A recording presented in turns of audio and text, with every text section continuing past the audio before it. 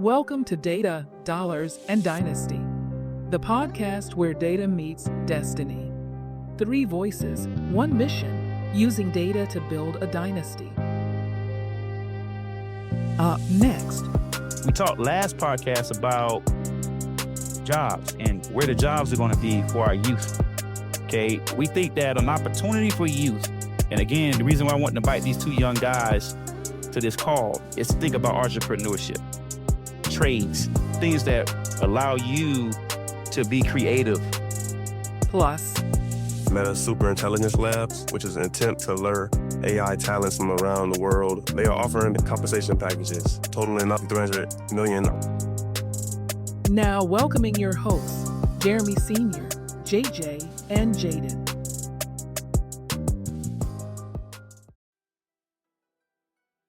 Welcome. It's Jeremy Williams here, CEO of Sandai Companies. Happy to bring to you today the 6th episode of our Data, Dollars, and Dynasty podcast.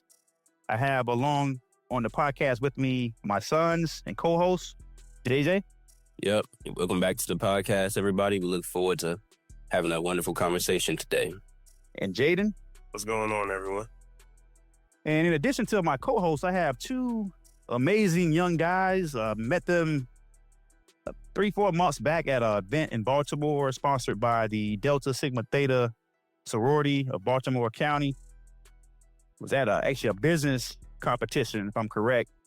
And both of these young gentlemen presented ideas around businesses that they currently run and operate. And I was there as a judge, and I had also contributed some money on behalf of the organization to this competition. And these 2 guys just stood out to me. So the first is Sam. Sam, you want to introduce yourself? Good morning. My name is Haibami Samuel. I'm a photographer. Brand name is Samuel's Lens. I started taking pictures around 3 years ago. One of my favorite pastimes was going through pictures of my parents at their wedding and safety to me when I was younger. And I really enjoyed doing that. So I decided I'll start taking pictures myself. And I really enjoy making other people smile. So yeah, that's why I'm a photographer, and that's why I do what I do. Yes, sir. Thank you, Sam. And we're going to come back to you guys probably in about 10 minutes and really ask you some questions about, what you did around your business. So thank you for that introduction, Sam. Next is Teo. Hello, everyone. My name is Teo Palanki. I run a social media marketing business. I started a few years ago, started around 15 or 16. Yeah, man. So look, I think it's amazing that we have 2 young brothers that have, in your teens, by the way, you can even say preteens, decided to jump out there, take a leap of faith, and juggle entrepreneurship or starting a business up with everything else you got going on in your life. So kudos to you for that. And thank you guys for jumping on this podcast with us. To our audience, today's podcast is going to really seem to be varied. We're going to revisit this concept of AI and its influence on the workforce. Today's podcast is going to focus on the influences of AI on entrepreneurship. Now, we're not going to go into too much detail there. I think we got these young guys on the call, so we want to tap into their brains a little bit about, again, what they do. I think, again, we want to introduce them to the world and our audience. But we also want to learn from them just what they see as opportunities with AI and threats for them and their businesses. And then we'll talk here at the podcast level just about what we see there. So what I want to do to start the podcast off is really talk about some things that, since our last podcast, that I consider to be favorable outcomes for our organization and continues to spearhead and motivate us to keep doing the great work that we do. And the first thing I want to talk about is the introduction of 2 new websites. So we have a new program called the Data Gen for Her. You guys know about our Data Gen Scholar program for high school students. And this is a high school program. It has 2 elements to it. It has a 12-month element where students are taught about data analytics and AI, and they're paid for that. There's a lot of things baked into that process. And then we have an accelerated version of that program, which lasts about 6 weeks. We recently introduced a program by the name of Data Gen for Her. So this is for women. Of course, men can also participate in this program, but just looking at that divide that exists within technology and where we see AI going, we understand that there needs to be a greater emphasis on getting women prepared for tomorrow's workforce too, being that women typically and traditionally do not use AI tools or haven't been observed to use tools, okay? So the Data Gen for Her program is essentially our Data Gen Scholar Accelerated program, same program, 6-week program, where we expose women to, again, AI concepts and data literacy concepts and some analytic stuff in there as well. And we help them, again, just get some base knowledge of where things are headed. And we're extremely excited about that program. We had 2 in-person seminars here in our Fairfax, Virginia, where we're based. And we had some great outcomes at these events. We have even entertained the possibilities or the potential opportunities of speaking to about 3 embassies. And I'm not going to name these embassies here on this podcast because things are still developing, but we have an opportunity to talk to 3 embassies, okay? And this program was just introduced, 4 weeks ago, okay? So, and we haven't even started marketing this stuff yet, right? That's what Teo is on the call for, and we'll talk about that in a second. But we're going to start marketing our Data Gen Scholar program more globally via social media next week. We have a new website for our Data Gen for Her program, right?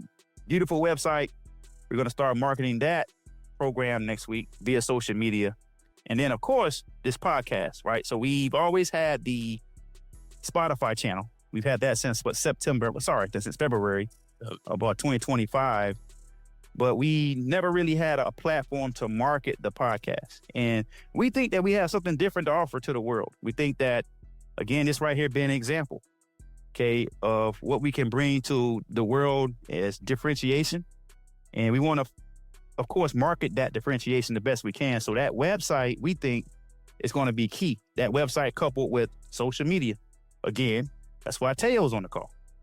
So that was 2 or 3, if you want to call them 3 tremendous wins for us. In addition to that, we've gotten a couple of other potential wins. We're in conversations now with a potential partner with the Jack and Jill. Is that a association or is it a program? How would you guys describe that? Yeah, I would say it's a Well- nonprofit organization that supports African American communities, but I believe that others can participate, but don't quote me on that though. Yes, sir. But it's about 50,000 kids that are influenced by that program. Okay, Jack and Jill, not going to sit here and do them any injustice by speaking too long about what that opportunity looks like. But again, just based on our efforts to educate people on analytics and AI, we have an opportunity blooming there as well. And then the last and most importantly for us, we have another potential win with the state of Virginia. And I'm mentioning this stuff all for a reason. Now, the state of Virginia's opportunity isn't necessarily related to data and AI. It's related to financial insolvency of cities, okay? And then I think what I want to say with that, and maybe what I think I'll do is I'll dovetail into our first article. JJ, I want to talk about this article that we found earlier this week that relates to upper earning income households. These are the 250K or plus households and the struggles they're having basically satisfying their bills. So let's talk about that article. And then I'm going to circle back to this opportunity for Virginia and give some more color there. And then we'll go over into these other articles that I want to share. And then we'll talk to our guests. Let's go. Definitely. So yeah, everybody. So earlier this week, the Wall Street Journal, or I would say a couple of weeks ago, actually, they posted an article titled, "They're in the top 10% of earners, but they still don't feel rich." So essentially, this article just follows a couple from Pennsylvania. They make about $350,000 a year. So that will put them in the top 10% of earners, right? If you make more than $250K, you're typically doing pretty well in America, right? So these people, they really have a good source of income. They typically shouldn't struggle with paying their bills, but in today's economy, of course, that's not the case, right? With rising costs everywhere, we're seeing families like them, like this Pennsylvania couple, struggle to pay, bills as far as college, right? College tuition. Maybe at the grocery store when they're getting their organic fruits, they're seeing the bill rise with that, and that's impacting them. So essentially, again, around the country, rising costs everywhere are causing typically couples that, again, make more than $250K a year or even around that amount to feel like they're not rich while at the same time, they also don't feel poor, right? So they're sort of in the middle where they're trying to figure out how can I balance my bills while still being in the top 10% of earners. So a very interesting article to say the least. Yeah, and this is particularly important for families, right? So you young guys making $350K a year, trust me, you're living large, right? $350K a year, no kids, no obligations, you ain't got no problems, right? So $350K for a family though. I think this article was talking specifically about an older family who has college-age kids, right? And having the pressure of potentially sending those kids to college at their dime or somebody else's dime, right?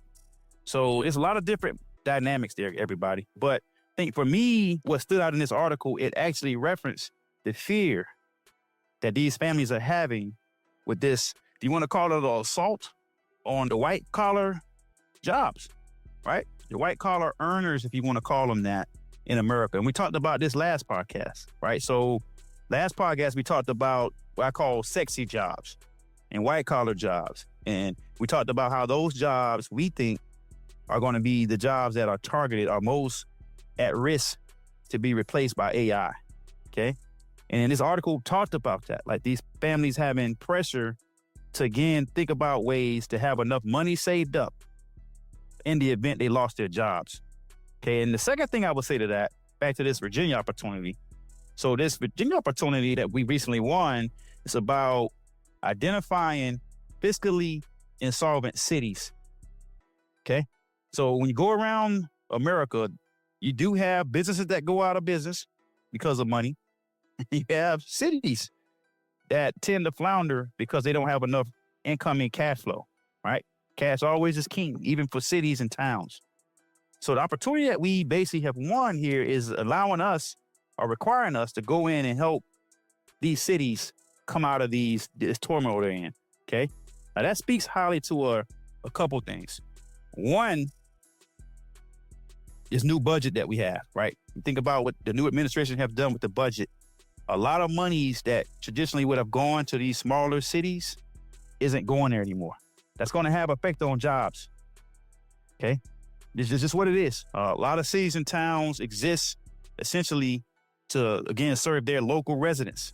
And those local residents typically aren't high earners, especially you go to rural America. But what we're seeing is that there's the likelihood of more cities and towns going under because how, think about the federal expenditures are being reallocated, okay? Then also it's AI, okay? Also AI. So jobs aren't necessarily being produced in these areas. So what do they do? What do these rural cities and these small communities do if they have no way to create jobs? You're seeing companies leave these areas. In some instances, I remember about 3 months ago, down in Southern Virginia here, there's a couple cities down in Southern Virginia where two big major employers left, right? These employers have found a more efficient means to get that labor that they once sought in those areas. So you're seeing companies leave these areas too. We talked last podcast about jobs and where the jobs are going to be for our youth. Okay, we think that an opportunity for youth, and again, the reason why I want to invite these two young guys to this call is to think about entrepreneurship, trades, things that allow you to be creative, things that might be deemed as being stressful. I talked last podcast about not being sexy. I'm not going to sit here and say it's sexy to run a business. It's stressful, all right? Nothing about running a business is sexy to me. A lot of risk involved with that. A lot of sacrifice involved with that, right? It's a lot of unknowing involved with that. So by no means is running a business sexy until you start making it. But back to these articles, this article in particular for me struck a chord because most people in America would never sniff $100,000 a year. Most households, they would never sniff it. This article is saying that people who make $350,000 are nervous. Okay? So what does that say about, if you want to call yourself a regular person, that 90%? What does it say about those people? And again, why I think I applaud Sam and Teo for taking this leap that they're doing. They're trying to figure it out. They're young, trying to figure things out. They're trying to pave that way. And again, that's why I want to bring these guys in to have this conversation. Now, before we jump into these guys, I got 2 more articles I want to talk about. And this is, again, for me, is indicative of where we, as regular people, have to pay attention. Now, back to this NVIDIA company again. We talked about them last podcast, okay? What's happening with NVIDIA this week? Now, for a quick commercial break to share some key program insights. Every number tells a story, but only if you know how to read it. At Sandai Global, we transform data into direction for small businesses, nonprofits, and enterprise clients alike. Whether it's AI automation, strategic dashboards, or advanced analytics, our solutions redefine what's possible when people and data work together.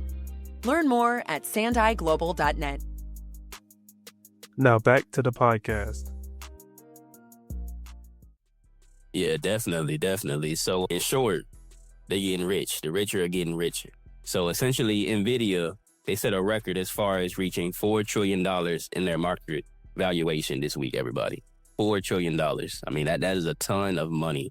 And essentially, as you guys know, well, let me remind you if you don't know, NVIDIA is responsible for developing AI chips, right? So you have these tech giants such as OpenAI, Amazon, and Microsoft that are spending hundreds of billions of dollars to basically build these AI centers. And those AI centers, they need AI chips in order to operate efficiently and effectively. So as of now, the one key player that's developing these AI chips is NVIDIA. And like I said, they're already doing pretty well early this year. They were already rich, and they're getting even richer and richer with the development of AI and where things are heading. So Absolutely. So $4 trillion. Let's put that in perspective now. So the U.S. GDP, look at all the goods that are produced and bought and all that stuff, right? We aggregate all of this stuff across our entire country. It's probably about $26 trillion. Okay? Just one company, okay, it's 1/6 of that in terms of valuation. When you look at all other nations on this globe, it's probably only 2 or 3 other nations with a higher GDP than $4 trillion. Maybe China, maybe Japan is in there. I don't know. Japan, maybe India, Germany, maybe.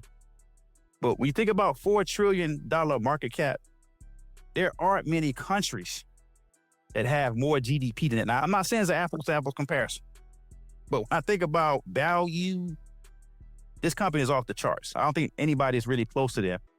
And here's the thing, it's not going to stop. So if I'm an investor, if I'm a person that's outside of the market and I want to look at some things that tell me where things are headed, $4 trillion market cap, that's telling me that the future is bright for this company. There's going to be more investment in AI. Again, so back to what we talked about previous podcasts, there's a requirement, I think it's obligatory, where you're not thinking about AI, just to start thinking about it. Just read up on it, learn how it's going to affect your industries or whatever industry you're in. I don't care what it is, white collar, blue collar, worker, whatever industry. It could be electrical industry, utilities, financial industries. Just start learning about this stuff. Just seeing that $4 trillion, that's eye-opening to me, okay? The next article I want to talk about is on Meta. Okay, now talk about Meta for me, Jaden. Yeah, so we have an article discussing Meta's recruitment strategy around talent acquisition in the AI space. For those who don't know, Meta is the parent company to social media platforms like Facebook, Instagram, WhatsApp, and they also are big into the virtual reality space. So they have those headsets, the Meta headsets. But they are also a big player in the AI space. And according to the article, Meta is pouring billions into its new AI division, Meta Superintelligence Labs, which is an attempt to lure AI talents from around the world, from other companies, OpenAI and Apple. They are offering insane compensation packages, some totaling up to $300 million over 4 years. But a lot of workers are also declining. They had $300 million or $1 million? No, $300 million over 4 years. $300 million compensation packages. Yes. it's ridiculous. I didn't say I need to quit. I need to probably close this company down and give me a manager. $300 million? $1 million for 4 years. So stop. Listen. This right here says to me, it's the wild, wild west for talent. That's all this says to me. Like, it just says there is so few people that know this AI stuff. Now, I have no idea what they're paying for. I'm guessing it's these engineers, I'm guessing. AI developers, engineers, these are people in that workspace. So these are not just regular, software engineers. These are people who have long-standing history in the AI field. They're taking them from other big companies like OpenAI. $300 million in 4 years. $300 million, yes. They see them as worth it. What's Stephen Curry get a year? So I'm just trying to put this in perspective. Hold on, let's look that up. What LeBron James get? 50 million? Yeah. Okay, so somebody out there is going to get 75 million. But now, of course, it's not just paycheck, right? This is total compensation, right?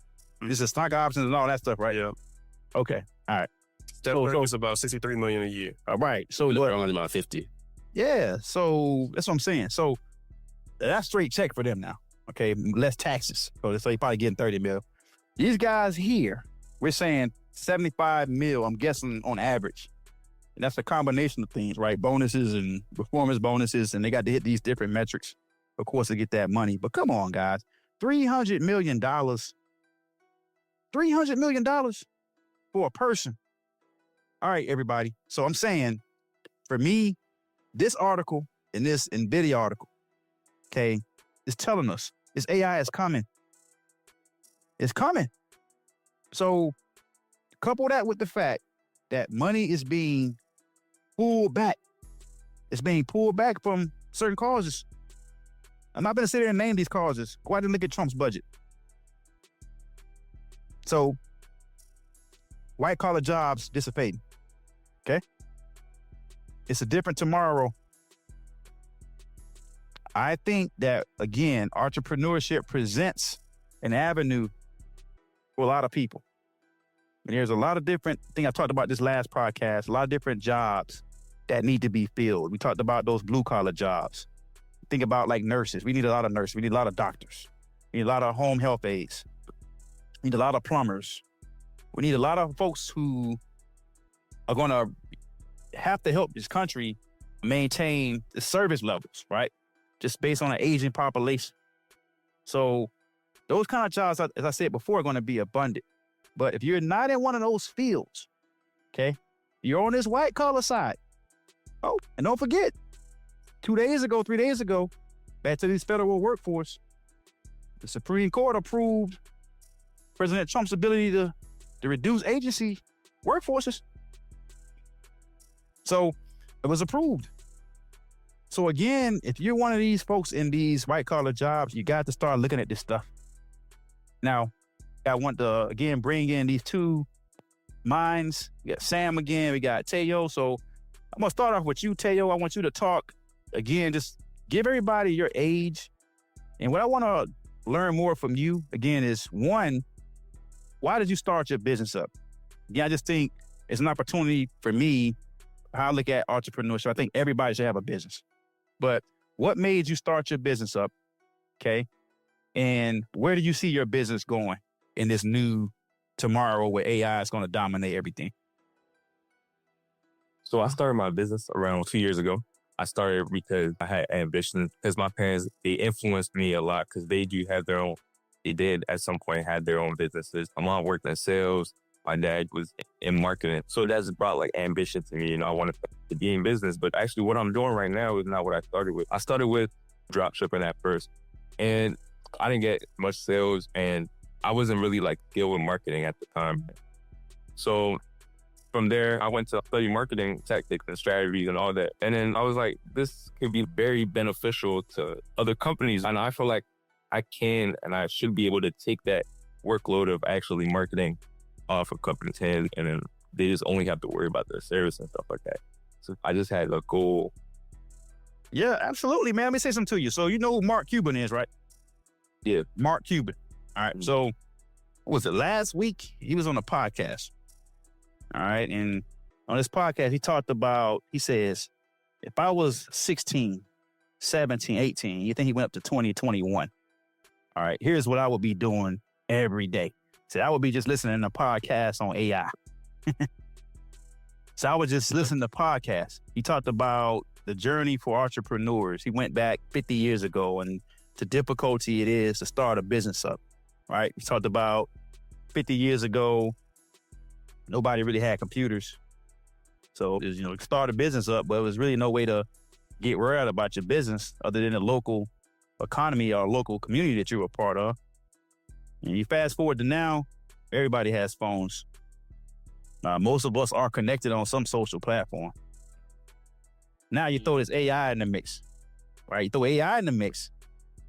This stuff can create stuff for you, right? It creates a lot of content for you. So you're not even having to create stuff. So again, I think what you just said there is what I liked about what you said. This is an old guy to young guy. You said that you wanted to serve. You said you wanted to serve businesses, and you said you want to take off some pressure off their plates.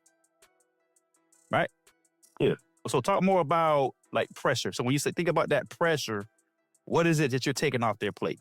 What is it that you're doing for that business owner when you do the work for them? Marketing is a whole side, it's like, it's a whole thing with a business. Like, you have to know marketing. Being able to take that off, that's literally, I feel like if you know how to market, you can sell anything. So like, I feel that's the 50% of the business, right? So me taking that off, and then now the company owner is now focusing 100% on their service that they're providing. It just allows them to, make more money, have more time for different stuff, and just taking off that workload. Yes, sir. Look, another word you said, I'm going to interject here. You said time. Yeah. As young people, what are you, 17, Sam? What are you? I'm 18. You're 18 and you're 17 still, Teo, right? Yeah. All right. So as you start to age, you become more aware of time. I'm not saying they're going to watch. You become more aware of where you are relative to that life expectation. So time becomes increasingly important to you, how you spend your time. And people who tend to be ambitious, they hate wasting their time. So back to when you talked about business owners. So me as a business owner, I try to maximize my use of my time every day. It doesn't mean I'm working all day. Sometimes I'm just chilling, but that's my chill time.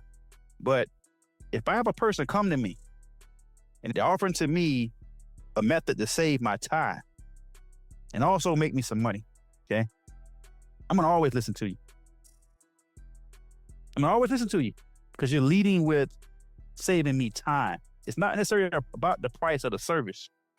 Now, of course, I want that service to be covered by my revenues or what is you going to bring in for me, okay? But it's about time. It's about time. Now, just for the audience benefit here. So, Teo, again, this guy at this competition that I talked about earlier in Maryland, him and Sam, I remember they were on the stage and they had an audience full of about 70, 80 people in front of them. And they had 3 judges mean mugging them. And they had to come on this stage and make a presentation.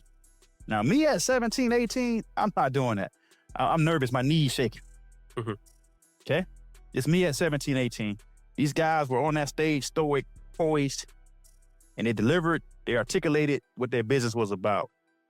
Teo does marketing stuff, like ads and stuff like that, Facebook. I know nothing about this stuff. All right? But the minute I saw this kid on that stage, I said, opportunity here. I'm going to give this guy a shot. Then this guy can come in and help us with our social media. We haven't done any social media at all for my companies. So again, back to these pages that we've created, we got these 3 new websites. Each of these websites has 3 social media pages each, right? Facebook, TikTok, and Instagram. Teo is going to be my ad guy. He's basically going to come in and he's saving me time. Okay, he's going to basically help us get ads out there. Okay, and then in 60 days from now, 30 days from now, we'll revisit this podcast and we'll let you know how successful he is. Now, here's the thing I want to talk to you about quickly, Teo, and I'm going to go over to Sam. My advice for you is this.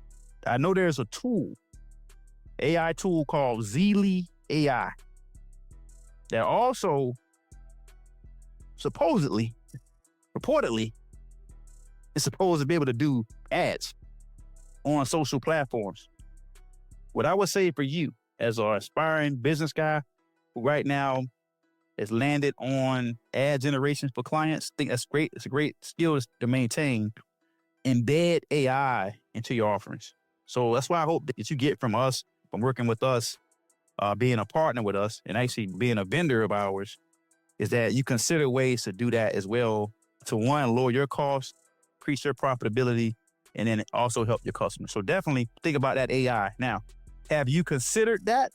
Yeah, are you currently doing that? Talk about that. So like recently, when you had mentioned earlier on like the goals and features I have for my business, recently we started looking into lead generation with AI. I mean, not lead generation, like actually qualifying the lead with AI, right? So there's different software we're going to start using to help you market to. It talks to the clients for you, a very human-like speech. And because AI is coming up, you can't. And in this day and age, you can't have a business and not have AI implemented into the business and think you're going to make it as far as somebody else who does have AI in the business. Absolutely. Absolutely. Now, for a quick commercial break to share some key program insights. Public service meets innovation through Data Gen for Gov. We equip government agencies and organizations with practical, industry-recognized training in data, AI, and digital skills. From smarter reporting systems to automated citizen engagement tools, we make technology work for those who serve. Learn more at datagenforgov.com. Now back to the podcast. Hey, so look, we're going to jump over to Sam. I know Sam is itching to talk over here. So Sam, same deal, man. Talk about who you are. We know your age now. Both of you guys are from Maryland, so we'll put that out there. But talk about who you are, Sam, and your business, and where you see your business going. So as I said earlier, I'm a photographer. I started taking pictures because I understand what it is to be able to look back and see how far you've grown. And I like being able to have people experience that. The goals I have for my business is really to expand how much I make, increase the amount I make a year. So I'm coming up to around 8K by the end of this month. And next year... Is that for the year? 8K for the year. So yeah, 8K so far, yeah. Wow, that's amazing. And right now I'm using AI to reach out to businesses. There's this one business, it's a sales company, and I was able to work with them for headshots. I think there were like 20 of them, and I charged them like 50 each. So it was really profitable for me. And that's when I realized that like reaching out to businesses it's easier. One, because they're more organized, they have everything they want to do, and it's quick. Yeah. So I started using AI to make cold emails and reach out to businesses to get any shots to them. Hold up, though. So let me go back to this, though. So I probably should ask Teo this, too. But you said you've made 8K already this year. Yes, sir. All right. Any moms, dads, any kids listen to this podcast, I want that to marinate on your brain. You got this young man, 18 years old. You've been doing this for a couple of years now, Sam? Yeah. All right. He has a passion for helping people preserve memories, is what he said. Now, with these headshots, it's a little different, right? That's about identity creation, potentially on websites and other marketing materials, but he's made $8,000. Okay? This is entrepreneurship at work. Okay, now, Sam, do you set goals? Talk about like how you set goals, and then more importantly, I want to learn where you see AI helping you grow this business. So in terms of your goal setting, how do you do that? Do you have a certain number of customers you want to get each month? And answer that for me. And then again, just where do you see AI helping you more moving forward? Okay, so as for goals, the only issue I have now is inconsistency with clients. Although people do reach out to me, I would like to have clients reaching out to me 3-4 times a week. So that's what I'm working for right now. As for AI, where I would implement AI is to use AI to grab more attention towards my business so people can reach out to me. I'd also like to expand. I would like to have more people, because right now it's just me. I don't have anybody working with me. I like to use AI to bring people from other places like neighboring states, Virginia, DC, New York, New Jersey. Yeah, that way I know where I want to make my next studio at. I'm working on a studio right now. It's going to be based in Maryland. I'm in Maryland. Got you. And next year, I want to have another one. Okay. Perfect, man. Ooh. You got a question, JJ? Yeah. Let me, well, actually, you know what? Nah, I think we wanted to ask Teo, right, the same similar question regarding how much he made. So I'm going to let him go before I hop in. All right, go ahead, Teo. Monthly, I make around $6K. Hold up, man. Okay, so you're 17, right? Yeah. Say that for me with some bass in your voice. Say that for me one more time. What you make each month. Say that with some bass. Monthly, I make $6K a month. 6K. So that equates to this, me doing some simple math here.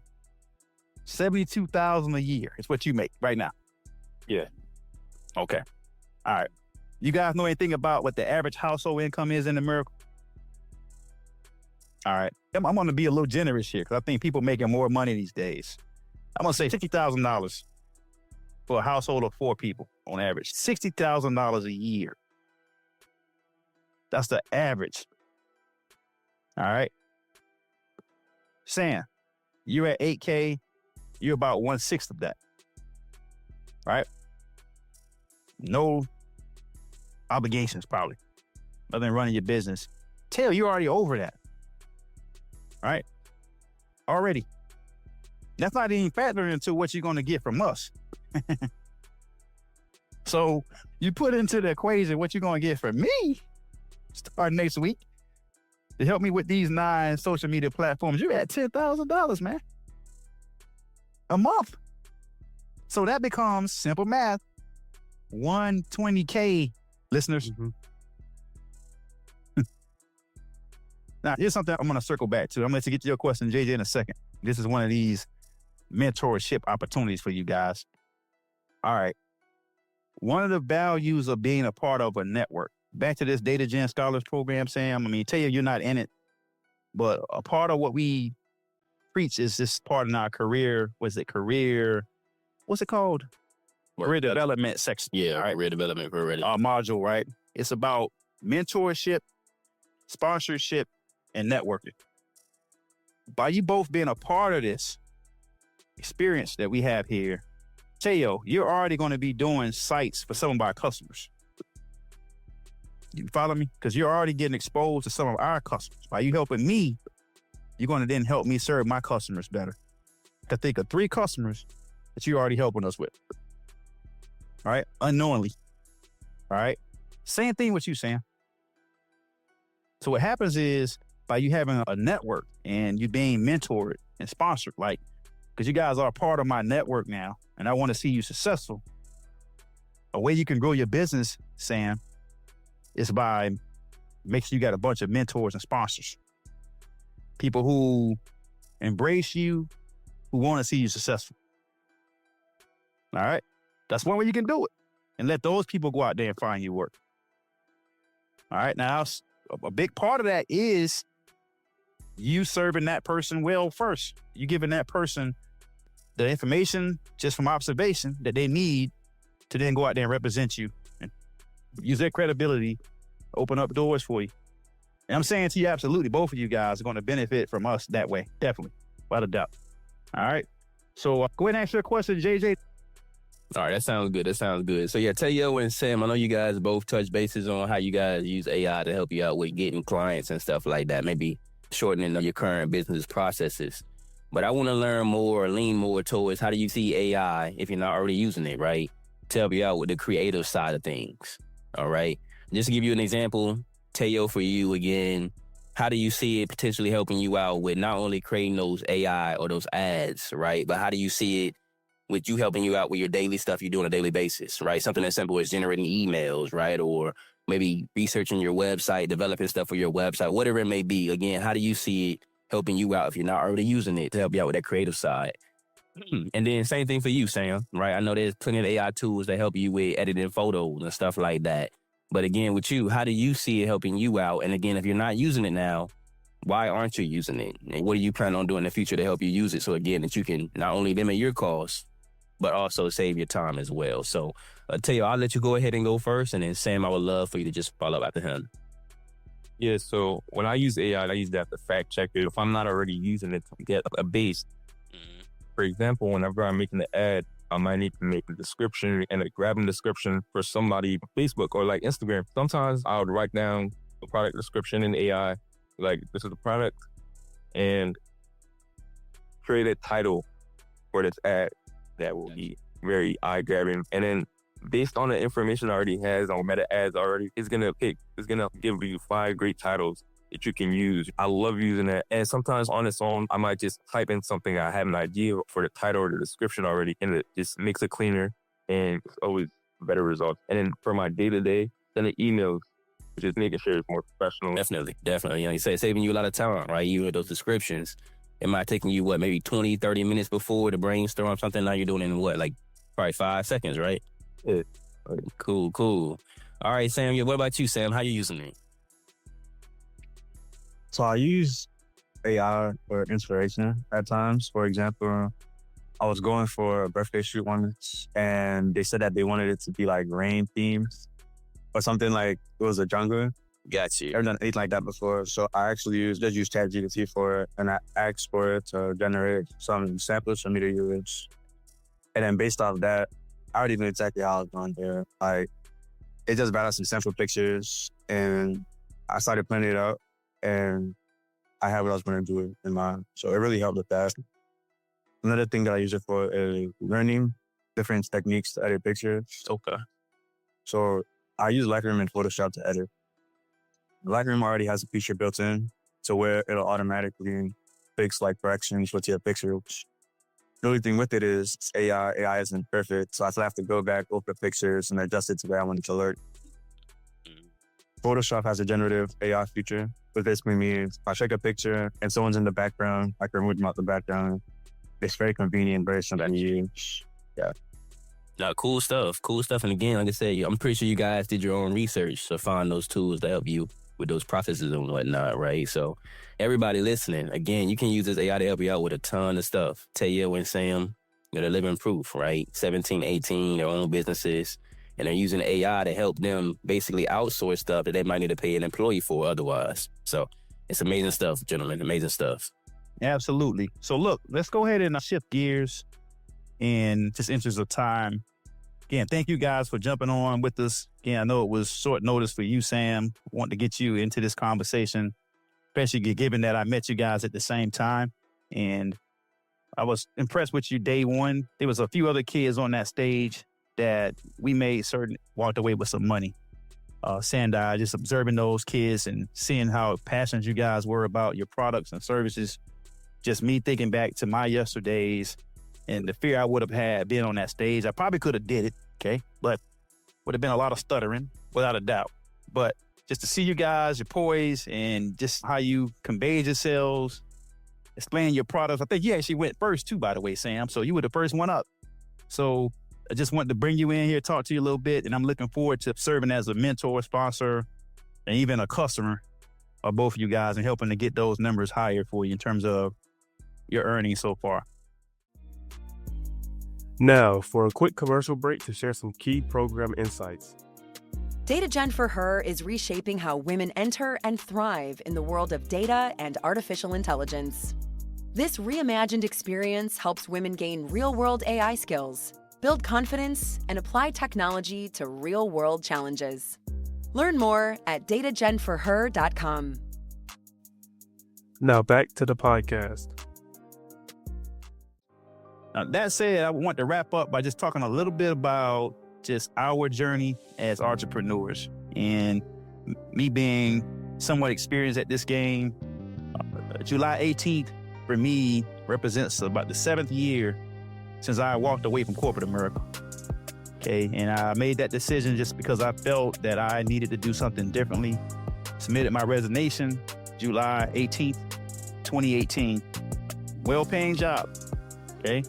With the hopes of starting something up that I could use to leave a legacy for myself, okay? To make some kind of an impact, to alter futures, okay? And you guys being present on this podcast is example of how we do that at Sandai, right? We try to influence outcomes, positive outcomes for those that we touch. You are a vendor right now, Teo, but Sam, you're in one of my programs. So you are a pupil to some degree, but we try to, again, just influence favorable outcomes and alter tomorrow via people and organizations. Just make them better, get more effective, they can serve better. Coming into this year, 2025, January 1st, everybody sets goals. And I remember having a conversation with a couple of people about New Year's resolutions, and I just talked a lot about why I don't do resolutions. My sons know this. I don't really celebrate holidays. I don't set resolutions. I don't set like one big goal, right? I have targets for myself in terms of how I look at everything, health, wealth, entrepreneurship. We'll talk about entrepreneurship here today, but what I look to do every day, guys, I try to set 3 or 4 things that I have to get done. And those 3 or 4 things could be something simple with my business. They're not always necessarily be something that's difficult. But I try to set these goals to ensure that I, next day, can get up and feel as though I had a successful yesterday. Okay. And what I try to do sometimes, I'll go searching for methods of other people who are more successful than I am. And I came across this video. It's this guy's name is Mr. Wonderful. I don't even know his real name. He's on Shark Tank. Kind of loud guy, very matter of fact, very knowledgeable guy. And he was just talking about his experience with Steve Jobs. So you guys know who Steve Jobs is. And how Steve Jobs carried himself each day. He talked about Steve Jobs being what he called signal versus noise in terms of how he approached his days. And it really resonated with me watching this little video, right? Because it talked about Steve Jobs, again, focusing on 3 or 4 goals each day. And then his signal was those goals. So he wanted to get those goals done within that 18-hour time period that he allowed himself. And then everything else outside of getting those goals, he called it noise. Noise is distractions. It's family, friends, video games, scrolling social media, whatever it is. Anything that distracts you from hitting those goals, he called the noise. And I just think as an aspiring entrepreneur, you guys both are, guys doing some great stuff already, continue to set those goals. And particularly with the Mr. Wonderful, in this piece that he talked about, he said that he thought Jobs was 80% signal and 20% noise. That means most of his days were consumed on hitting those goals, okay? And you see what that led for him. He also talked about Elon Musk. He said he thinks Elon Musk is 100%. All signal, no noise, okay? So as entrepreneurs, what I would say is continue to do what you do. I think there's an opportunity for you to leverage mentorship, sponsorships to grow your businesses. Got to use social media. Even listen to you today here, Sam. Teo does all that outreach stuff. He does lead generation. So we got to find a way to get you guys connected there so he can use some of his knowledge to help you do what you do. But that's all about that mentorship, sponsorship, network component I mentioned earlier. But before I jump off here, I wanted to do a couple things here. And second thing that resonated with me this week was this idea I had to just look up a couple of words. Because we always hear about people living in their past and some people focus too much on the future. Okay, so I gave you guys a project before we started this podcast, and I wanted to revisit this project before we jump off, before I conclude. I'm going to first go to you, Sam. I want you to give me the definition that you found for the word past. The word past means the time or a period of time before the moment of speaking or writing. All right, so before you speak something or write something, okay, that's the moment before that. That's something. It's your past. All right. Teo, I want you to read for me the definition you found for future. The future is the time ahead shaped by the choices we make today. There's another definition there, and it's similar to what Sam had there. Yeah, Put that definition for me. The noun. The noun. Read the noun for me. At the present time or moment. Right. So essentially, it's the same thing as the past definition. So what it is, the future is the moment after you speak or write something. This is by definition. Split those two words up. One is before you speak or write, it's the past. And the other is after you speak or write something. I would even argue that think should be in there. All right? I would argue that think should be in that definition. So what I would say for both of you guys, and I would say for anyone who's listening here, you can control your tomorrows by focusing less on yesterday. We talked earlier about all these articles, NVIDIA, $4 trillion market cap.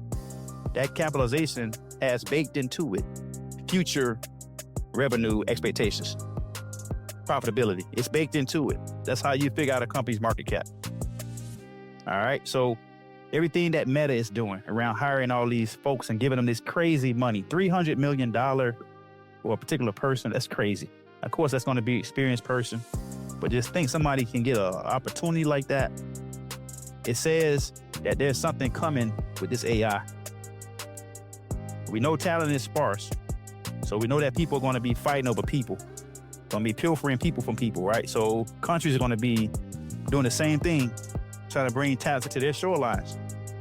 So it's the wild, wild west, guys. So I think for that future perspective for me, as an entrepreneur, continue to get up every day, speaking next second, if you will. Thinking about those signals, thinking about those goals that you want to set for yourself. Achieve those goals and move on to the next step.